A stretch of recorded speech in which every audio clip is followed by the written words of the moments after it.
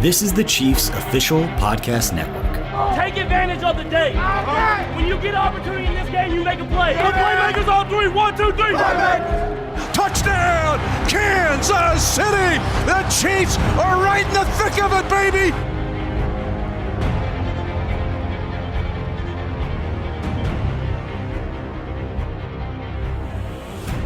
Welcome to this Let's Get Ready for Sunday Night Football at Arrowhead edition of Defending the Kingdom.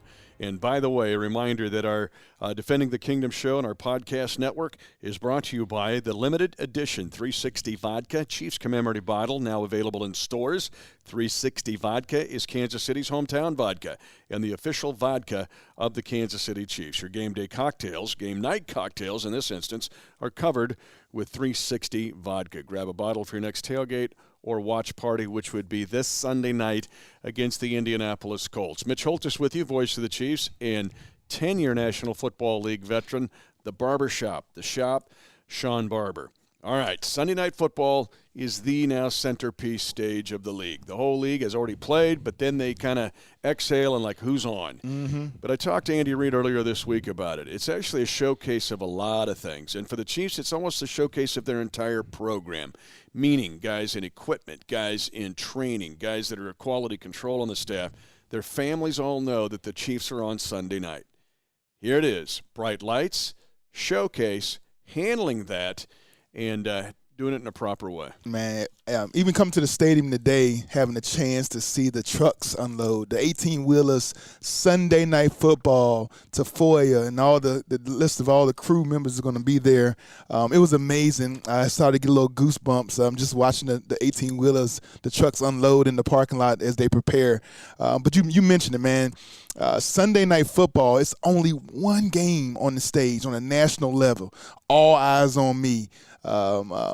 Family, friends, you have everybody tuned in. They've got their fix of all the divisional games and all their fantasy things. All that is time to be put away from the noon games and the 4 o'clock games. And then everybody's eyes are on one game that night, Sunday Night Football, Chiefs versus Colts. It'll be amazing. So our first quarter here of our Defending the Kingdom podcast, dealing with the Sunday Night Lights. It's interesting. The whole world now is watching, the NFL world is watching Patrick Mahomes, kind of glancing at him every week. Now, all of a sudden, for the first time in 2019, they'll get two eyes on him. They want to absorb this guy. And I thought last week was a giant step for him to win a game like that. Quite honestly, it was very similar to the Colts game in the divisional playoff last year. No touchdown passes. He had to be patient. He had a rushing touchdown in that game. But for Patrick Mahomes, showtime on a Sunday night. Showtime Mahomes, Pat, my homie. He has so many nicknames around here in the kingdom, but we know him by QB 15. He's the big ticket. He's all the prayers and hopes of this Chiefs Kingdom season. Making the championship run kind of relies on his arm and his dedication and his leadership abilities at the quarterback position. He's done an amazing job of accepting the role of the quarterback of the number one offense in the NFL, and he's done it with such humility. He's done it with such a humble nature. He makes things look so easy. It's hard to say, Pat Mahomes is the player of the week or the player of the month, because when he's out there, he makes it look so easy. It's effortless. It's sometimes you wonder, is he really trying that hard? I mean, he making it look so easy the way he's carving up these other professional defenses and making other guys look bad. But Sunday night, we're gonna light up the stadium. # light up Arrowhead. It's something everybody needs to be searching to make sure you have your Arrowhead app up. Make sure you listen to BJ Kissel. He'll show you how to download the right features to make sure that you're ready. Because if you're a fan and you're in the kingdom and you're at the stadium, it's going to be an amazing light show using your mobile devices. So we want to make sure we really come prepared to really light up the stadium. Yeah, that light show is going to be cool. I've seen the prototype. You see what Tennessee basketball has done with it. It will be a memorable night, something you've never seen before at Arrowhead Stadium, but you get to participate. Make sure you got the app and then follow the instructions. But talking about Mahomes, the other thing that I've enjoyed about him recently has been he's not chasing stats. No. I mean, Shop, I almost drove off the road. We landed coming back from Detroit after that game, and I'm listening to the national people as I'm driving home, and they're saying, what a bad game for Mahomes, didn't have a touchdown pass. I drove off the road. I was going to go fight these people. Like, what are you talking about? He just won a tough game and just drove his team 2 minutes to get the game-winning touchdown. I said my first 24 years of my brief 26 years as the voice of the Chiefs, I got hit all the time. You left too much time on the clock for fill it in the black. Elway, Peyton Manning, Tom Brady. You left too much time. Now the Chiefs have the quarterback. The teams are leaving too much time. Social media, when we saw the Detroit Lions score, we had a set of fans giving each other high fives because they realized it was 2 minutes, 20 seconds left for their guy to have the ball with a chance to either tie it up or take the lead. The Kingdom did not shake it off. I don't think anybody who was a Chiefs fan watching that game against the Lions thought for 1 second that there was any chance that the Chiefs were going to lose that game on that last drive. They had so much faith in their quarterback. And like you said, national media, Pat has set his own standards so high, sometimes it's hard for him to even reach his own level of success. But he says it since training camp. He's focused on one thing this season, wins. Whatever it takes to win the ball game, if he wins more games than last year, that will be him progressing and growing as a quarterback. And he knows there's some drives he feel like he left something on the field. He says there's room for growth in his game, even on an MVP season. Yeah, but he showed some big ears, big stones in that game, and I loved it because it was a non-stat win. And people just look at it from fantasy football perspective, too. They had Mahomes, I need touchdown passes. I didn't get any. What happened to him? No, he just led his team down the field, and I'm with you. It's a big change in the Kingdom. Now, instead of feeling a Wile E. Coyote like the amble's going to fall on you, you know with that much time, the dude's going to go down and win it. All right, the Chiefs will not be the only team on this Sunday night showcase stage who will be ready. The Indianapolis Colts, to me, will be ready. It's a peculiar year so far. They're 2-2. Are they really close to 0-4? Are they really close to being 3-1? And that Raider game, to me, was an outlier last week. That stunned me. But this is a tough football team that has circled this date ever since the NFL schedule came out, because they remember what happened here in January when the Chiefs beat them in a divisional playoff 31-13. Yeah, that coach is he's not a disciple of Andy Reid, but he might want to be called a distant cousin because he has so many. He came. But their GM is. Yes, he was here for 4 years. Yes, Chris Ballard is. But the head coach, man, he runs a lot of things. The offense is very similar. After spending some time with the Eagles. And out there, he's kind of adopted that offense. So it's a very high potent offense. It's if you got the right pieces. But they anchor on that offensive line. They're so tough up front. They want to muddy the waters, beat you up front, give them some time, and then let their receivers run. But yeah, that game against the Raiders, Raiders were coming in a little salty. The Colts were having some, they was fighting some aches and pains. A couple guys, T.Y. Hilton was missing with a quad injury. The All-Pro linebacker was missing, Darius Leonard. So that's two of their captains. That's their big threat receiver. That's their defensive leader. It's kind of hard facing a gritty Raiders team with two of your captains down, and they made it a ball game. Brissett has been, I think, one of the brightest spots in the league as far as how he took a bad situation with Luck retiring before the season, week right before the season about to start, and he's being thralled into starting position to lead this team that's prepared to win now, a team that came off of a playoff win. A playoff win against Houston, but then a loss against us. Yep. And this team was prepared to make a run at it in 2019. And then the general, Andrew Luck, retires on him, and he's forced to bear the weight of the city of Indianapolis. And I think he's done a great job of doing that. But he's going to be coming here to the Kingdom, and we have one thing: it's one that the first 4 games out. We've closed the book on the first 4 weeks. That quarter of the season's over. Now it's week 1 of the second quarter. It's 0-0. We want to get a great start to the second quarter, and Andy Reid's done a great job of getting the guys prepared for that. We've already morphed into the second quarter of this specific podcast, which is our Sunday night Bright Lights Defending the Kingdom episode. But we're going to get in now to the Colt offense a little bit deeper. Yeah. Chris Ballard I knew when Luck retired, Chris Ballard was not going to let that team go, oh, well, I guess we'll be lousy now. I mean, they're going to rally around Jacoby Brissett. They traded for him from New England for a reason when Luck got hurt in 17. This guy started 15 games that year. And when you look at it, he has as many touchdown passes as Pat Mahomes has. That's the stat of the podcast. Yeah. He's got 10, so does Mahomes. But left tackle, Anthony Costanzo, first-round pick. Left guard, Quentin Nelson. Stud. First-round pick, Notre Dame. Made the Pro Bowl last year as a rookie. Center, Ryan Kelly, first-round pick. Yeah. And their right tackle is Braden Smith, the kid that played at Olathe South. Yeah, He's Mizzou guy, right? Yeah, well, he went to Auburn. Oh, Auburn, He went to Auburn, yeah. So Olathe South kid. Oh, yeah, Olathe South, that's But he right. was a guard. They moved into tackle. But that now, they've got a lot of investment. And you mentioned dudes out. They didn't have T.Y. Hilton last week. And Chiefs fans will know all about T.Y. Hilton. He's gashed him in the past.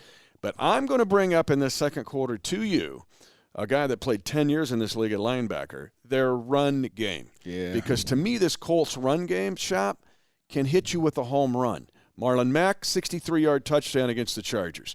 Jordan Wilkins, 55-yard run. This isn't an 8 or 12-yard run waiting on you. This could go to the house from 70 or 80. Yeah, man. As a linebacker, it starts up front though. It starts right in the trenches. Those guys up front, they don't just try to block the first guy.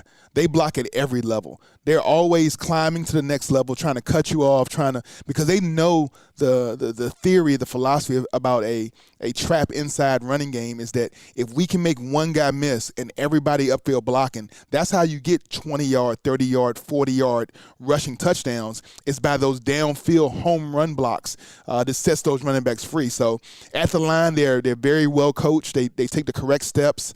They get big on big, they get leverage, they get get their rear ends in the hole to give their running back a spot to cut off. But then when it gets up to that second level as a linebacker, you got to be so prepared to come downhill and shed and extend your arms and be able to go both ways and get off blockers and then run to the football. And then those running backs, they run so hard, they're not easy. They're not coming down easily. They break tackles, they spin, they do a great job of even play action pass, so you always feel like you got to overplay the run. But when they do have the ball in their hand, they've been making some really great. I mean, that's probably Marlon Mack is probably one of the guys, one of the bright spots from the league. A guy that, if you do fantasy and stuff like that, you probably he's probably the 30th or late 20 running backs, because no one was going to be so sure how this Indianapolis Colts run game was going to how it was going to develop. But I mean, he's been so bright and been holding down the fort for the Indianapolis camp on that run game. Just amazing year so far by that young man. Yeah, Mack, he's fifth in the league in rushing, or top 5. So I'm going to ask Coach about this in our pregame show on Sunday night, because I'm dying to ask him about it in detail. Because I talked to Spags about it earlier this week, because this now segues in. We're in our second quarter here of the Defending the Kingdom, defending the Colt run games, where we're at right now. The tackling, though, I've seen from the Chiefs team, tackling in the open field, has improved dramatically. It's like a 50 to 6. But then Spags goes, well, we work on it. And he talks about the physics of tackling, like the angles and my target point. And sees too many guys in this league try to tackle up high. Yeah. And this sounds like 7th grade.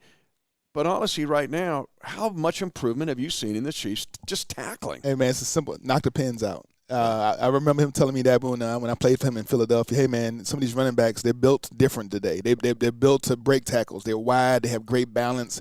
If you go up top, they stiff arm you. They do all these things to get off of tackles. But, a running back, the foundation, what makes them go is their legs. And you got to find a way to knock those pins together and knock them from under them and make them hit the ground. We call it the Seahawk Tackle. He pulls guys out of the drills every day to have them do one-on-one tackling things, different ways to fine-tune a guy's skill level, his technique. Anything he sees in the film, he'll address it right away, so you don't want bad habits to get worse and become missed tackles. So angles to the ball, we call it a banana angle. If you take an angle to the ball, which you close the line of scrimmage first, and then you get wide instead of going wide first. When you go wide first, if you get head up on the offensive guy, you missed. Mm-hmm. Every great running back would love to go one-on-one when you get head up on them. But if you stay inside out, chase that inside shoulder, use that banana technique as a path to get to the running back. That increases your tackle level, your efficiency as far as whatever Pro Football Focus or any other analytics you want to use, you see it on the field. You see the way our guys tackle when they run to the ball inside out. The D-line is doing their job, penetrating. We make that brick wall, that picket fence, not defending on different levels. And when we do what we're supposed to do, it's tackle for loss, tackle for no gain. What we've struggled with sometimes is when we play pass first, we've been getting gashed a little bit with the inside traps, draws, screen, things like that that come up in the stats as runs sometime when we're not fully prepared for it. So we're at halftime here of our Defending the Kingdom Sunday Night Showcase, Sunday Night Lights, Showtime podcast. So get you quick. It's 12 minutes, right? But in that podcast, it's 1.2 seconds. There you go, 1001, boom. We're going to the third quarter. And I want to ask about this Indianapolis defense. As I've studied them, you look at them statistically, and the grade card doesn't add up to the talent right now. Mm-hmm. When you look at them, they struggle in third down defense. They've struggled in the red zone, at the bottom of the league in red zone defense, like almost 80% touchdowns against them, and it doesn't add up. There's a ton of talent on this defense, and I think they're foaming at the bit to be on Sunday Night Football against Mahomes. That's what I'm sensing. So now you're going to face a motivated opponent that wants to prove themselves. It's a different scheme. It's the old Tampa 2 scheme. Go back to the Buccaneers. Lovie Smith, Monty Kiffin. Yes, sir. That's the dude that kind of maybe put it together. But the point here is in this Tampa 2. But the numbers don't add up. But I want to ask you about up front because they love to play two big guys, Marcus Hunt and Danico Autry, right on the shoulder of the center. What does that do for Austin Ryder, positively and negatively? Man, it's tough to block it. It's like a double nose, right? 0 techniques. You shade both ends of the center. He doesn't know who's penetrating, who's wrapping. He doesn't know they're slanting, stunting. Just to add that type of pressure on a guy who first of all, he has to snap the ball. Yep. And we know, we run a whole lot of shotgun. Anytime you have that much pressure right on you as a center, it gets something else on your mind. You might forget a blocking scheme, or you might forget, a count or something like that. So they put guys right, two guys hot and heavy on you. They really get in your ear and put a lot of pressure on you in that position. And we talk about that Tampa too. Like, Dungy brought it to Indy, and they've kept it there since they got there. It's one of those bend, don't break. And like you said, the numbers, it makes you confused because that bend, don't break, you're supposed to be really great in the red zone. You give up a whole bunch of yardage, keep the offense snapping plays so you can try to make fumbles, make interceptions. You give up 3-4 yards of play, but once you get to the 30, 20-yard line, that's when you bow your back up, your back's against the wall, and you try to hold them to a field goal. They've been just the opposite. I mean, once you got into the 20, it's almost been a cakewalk, 70-some% into the end zone for their defense in that red zone. That just doesn't fit the nature of the skill level of the guys we know they have lining up there. So, and then, like you said, being able to go against Pat Mahomes, if there's ever a chance for a defense to show the world, to show the nation that they are for real, they're serious, there's something to be reckoned with, you want it on national TV against Mahomes. You want to be able to show the nation that against the best quarterback in the league is when our defense will rise up and be the best. Yeah, so big will be the inactives at 6 o'clock. These are going to be game-time decisions because a part of the cold issue has been injuries. Darius Leonard's a stud, defensive rookie of the year last year at linebacker. We saw him in the playoffs. The secondary is where we're going to be most interested to see. Malik Hooker, Clayton Gathers, both starting safeties could be out. That means that Quincy Wilson may have to rotate in there, but their corners are good. Kenny Moore II had a good game against Kansas City last year in the playoffs. But you brought up Ryder in the middle of that offensive line, or I ask you about him. But I'm also seeing guys doing a good job. The guards, like why last week, Luday Duvernay-Tardif at the point of attack, stoning dudes. Or otherwise, again, it wasn't pretty boy football. But Darrell Williams now is growing, man. He's growing in front of our eyes. But you can't grow if I don't have my legs, your pins, as you talk to. But I'm seeing dudes, our guys, stoning guys right at the line of scrimmage. Yeah, Andy Heck Coach Heck takes a lot of credit for that. His offensive line is one of the toughest. You don't see him with these high grades coming out of college. They're not the highly recruited and high draft picks. But once they get here, LTD and Fish and Cam and when they get into this system, they work with them. they work on their fundamentals, and they're able to make adjustments on the fly and work with Pat, and protect the pocket, and create run seams for both of the Williams and for Shady McCoy. I mean, you look at the way our rushing attack has evolved since the beginning of the season, and it's kind of like, all right, we had a slow start, then boom, 140 yards against Raiders, boom, hitting Detroit for touchdowns, getting inside the 2-yard line, not giving up that point of attack penetration. Everybody knew it was going to be a run, and we don't get into a power back with Sherman. No, we run the same RPO, we run the same off tackle.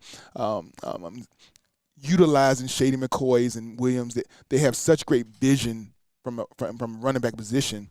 It's like you can't be right as a linebacker. If the hole is supposed to be the C gap and you go to the C gap, well, they go where you vacated. And if you come downhill, then they stay true and they got an extra blocker for where you're supposed to be. So you kind of damned if you did and damned if you don't as a linebacker. So you just got to penetrate and put your ears down and just try to hope that the guys at the point of attack are holding the fort, so that when you blitz that backside B gap or take on that A gap, that you can hold the Chiefs for a short game. But the guys up front, you can't. Indianapolis is their two studs in the middle. That's going to be the anchor, and then they expect everybody just to fly around, play simple coverages. Bring a simple, every once in a while this nickel blitz come off the edge, play a zone behind it and see if you can pick up the blitz, but get the ball out of Pat Mahomes' hands and then rally to the football, try to create turnovers. That's what they do. It's very simplistic, but they've been doing it, historically been doing it really well. Yeah, Justin Houston will be foaming at the mouth too. He now plays for the Colts. You know him. He'll be. Yeah. He can't wait to play this game. He's wearing 99 now, not 50, because Anthony Walker, the middle linebacker, wear number 50. Before we go to the fourth quarter of this Defending the Kingdom podcast, though, I do want to bring up something I've noticed as well. We talked at the very beginning of the podcast about Pat Mahomes showing toughness, and it just continues to grow. Doesn't need big stats to make tough plays and win a game like last week over Detroit. But this receiving core, and I'm going to throw Kelsey in there, he has made some tough catches now. I go back to Pringle's catch. That's as tough as it gets. Now, Mahomes put the ball, he sewed the football to his inner blood vessel of his forearm. But D-Rob, I'm seeing D-Rob make catches. Pringle's catch last week. Hardman's learning, same with Sammy, but Kelsey too. That's like you're catching the ball, and Floyd Mayweather is waiting there with your pugil stick to beat you like a drum when you catch it. I'm seeing dudes now grow in toughness in catching the football. Man, the great thing about Pringle is that it wasn't a week's work that put into that catch. It was a whole season. It was last year's training camp, coming up injury, year and a half. This year's training camp, and finally had a chance to get on the field in a crucial last drive of a game and having your number being called. There was no way that young man wasn't going to catch that ball and try as hard as to get in the end zone. He wouldn't have cared if a Mack truck came and hit him and tried to decleat him from that ball. He wasn't going to let go of that ball, and he wasn't going to get stopped outside the 5-yard line. He was a man on a mission with a purpose, but it was all the sacrifice from as long as he's been a part of this program, just waiting for his time to get on the field and shine.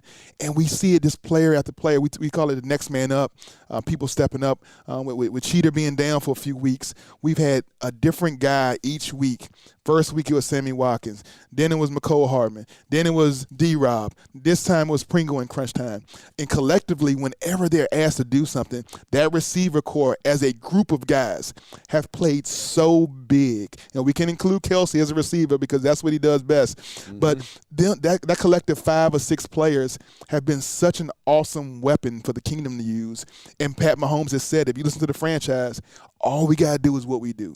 If we do what we do, nobody can stop our offense. And I think those guys, they not only believe it, they bleed it.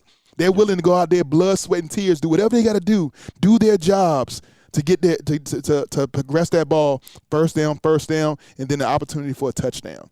And that's what they've been doing. Yeah, if you can argue if Pringle doesn't make that play, it's a field goal and we're going to overtime. That became the winning play to set up the winning play. Now we go to the fourth quarter of the Defending the Kingdom podcast. Chiefs and Colts with the Sunday night bright lights shining on this game, and this will be an entertaining game for the world to watch. What was your last year at the University of Richmond? Oh, Lord. 1853. Well, a lot of stuff happened about 8 years later. 1990 7, I think, was my last season there. All right, let's put this in perspective. Your junior year at the University of Richmond was Adam Vinatieri's first year in the National Football League. Oh, man, he's been this doing Colt it for so kicker, long. 24 years at 46 years of age. You're around with Morton Anderson, who's with the Chiefs, I think. 24 years in this league. It leads me to special teams. Yeah. And the Colts now, let's be honest, in the divisional playoff victory by the Chiefs, 31-13, people kind of forget, well, the block punt. Almost. Yeah. A-gap, boom, block punt, touchdown Colts right before the half. That could have flipped the game a little bit. Yeah. Splash plays in special teams. And I know Dave Tobe is working like heck. He's kind of had to put things together like heck, Andy Heck. He's putting splashing things together personnel-wise and scheme-wise. But you're just hoping, waiting that there's going to be some splash plays on defense. And that may doesn't be a return. It could be block kicks. These Colt guys, they got the dude, Dunico Autry, lines up right on the nostril of the center. He's got 8 block kicks the past 6 years. That's the best in the league. Margus Hunt had 17 block kicks when he was in college at SMU. So a block kick can be a splash play. Yeah, we talk about field position. It's something that Coach Dave Tobe preaches on a daily basis. When they have an opportunity to go cover a kick, whether it's punt, kickoff, whatever it is, the starting field position that you put the other team's offense on is such a direct correlation to their ability to score. If you're a defense and you're walking towards their end zone to start your defensive stand, you just feel better. Having to walk toward the middle of the field or your own end, sometimes it makes you feel a little bit, man, we can't even give up a first down, or they're already in field goal range. You can't give up anything. That's a lot of pressure for a defense to be up under. But when they're starting inside the 15-yard line or the 20, and you got a lot of field to work with, you can do some things creatively. It opens up the defensive playbooks for the coordinator. It opens up the calls, let the guys play with a little bit more swagger. That's the type of defense we want to see on Sunday night. Not playing with your rectum all tight because you're scared of giving up a point or a play, or the guys throwing up jump balls in the end zone because you're so close to the end zone. But those splash plays, when it comes to the special teams, we got to be lights out in special teams. 100% kickoffs, 100% coverage, 100% field goals. Every punt, when we can, we got the man for it. We just got to give him an opportunity to do it. Dustin Colquitt, historically, he's probably one of the best kickers at not only putting you inside the 20, but putting you inside the 10-yard line, which is a Picasso-esque art in its own right. But as I said, it's going to be such an important part of the game. We call it flipping the field. And I've noticed, too, with the Chiefs, there's almost sometimes they're trying too hard, like trying to get a big return. Like you see Dat, like, I'm going to take this, and you're like, yeah, maybe a fair catch right here. It's that fine line, or penalties, the block in the back. We've seen a ton of those, like just one more thing, maybe I'll spring it loose. And there's almost just has some freedom here. Just play, get a gain. Hardman fumbling at the end of the kickoff return to start the third quarter last week. Those are effort-type plays, but sometimes too much effort can be destructive in a special teams play. It's magnified because our offense is so explosive. Yep. Once Ryder and Pat Mahomes have their hand on the ball and our offense has a possession, we know the touchdown ratio as far as every time I'm going into a game. If we have 8 to 10 possessions, we're going to have 6 to 7 opportunities to score. We're going to have 6 to 7 touchdown field goals. I mean, we click at that rate in and out. Then the only thing that can throw you off is short possessions due to turnovers, or not even getting a possession because a special teams fumble. And teams you have to believe after last week, teams have watched that film and they're going to preach punch the ball, strip the ball, onside, trying to get an extra possession through maybe a special team fake field goal, fake punt. All those things have to be on your radar when you're a Chiefs player, because you know that the other team's offense feels like they have to somehow, some way create some extra possessions to keep it away from Pat Mahomes. Sometimes I hate it when we're right. Go listen to last week's podcast, because it's through the whistle. That was prophecy. You got to play through the whistle. This week, it's handling the Sunday night stage against the Indianapolis Colts. He is Shawn Barber, 10-year National Football League veteran. I'm Mitch Holthus, voice of the Chiefs. Get your cell phones ready. Follow the instructions. Make sure you got the Chiefs app downloaded. We'll show you what to do, but it is going to be spectacular at Arrowhead on Sunday night. Shop I'll see you Sunday night. All right, hashtag light up Arrowhead, baby.